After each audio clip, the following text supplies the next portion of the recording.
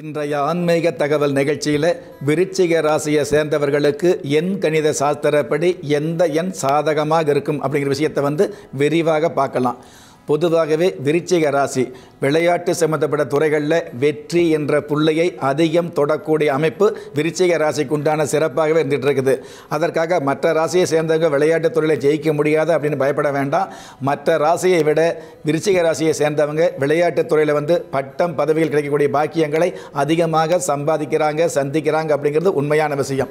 அப்படிப்பட்ட விருச்சிக ராசியை சேர்ந்தவர்களுக்கு உங்களுடைய ராசி அதிபதி செவ்வாய் பகவானாக இருக்கிறதுனால செவ்வாய் பகவானுக்கு எண்கணித சாஸ்திரப்படி 9ஆம் எண் ஆதிக்க எண்ணா இருக்கிறதுனால உங்களுக்கு 9ஆம் எண் அப்படிங்கிறது உங்களுடைய ஆயுள் முழுவதும் நன்மையை கொடுக்கக்கூடிய உண்மையான ஒரு அமைப்பாக தான் இருந்துகிட்டு இருக்கும்.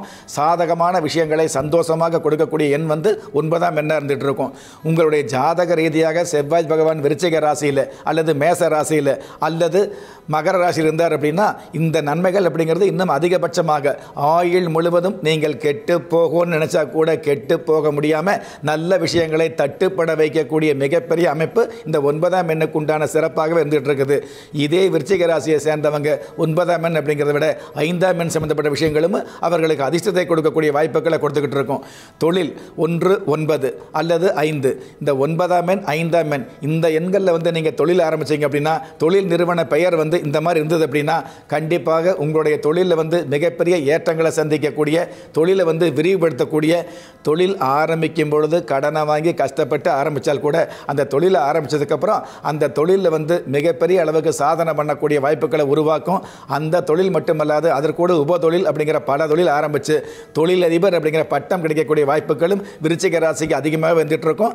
9ஆம் எண் அல்லது 5ஆம் எண் இருந்தது அப்படின்னா அதே மாதிரி 9, 5 எண் இருந்துன்னு வைங்களே, பொதுவாக உங்களுடைய ஜாதகத்தில் விருச்சிக ராசியை பொறுத்தளவுக்கு நான் முன்னாடியே சொன்ன மாதிரி அதாவது செவ்வாய் பகவான் மகர ராசியில் விருச்சிக ராசியில் மேச ராசியில் இருக்கும்போது மிகப்பெரிய மேன்மைகளை கொடுக்கும்.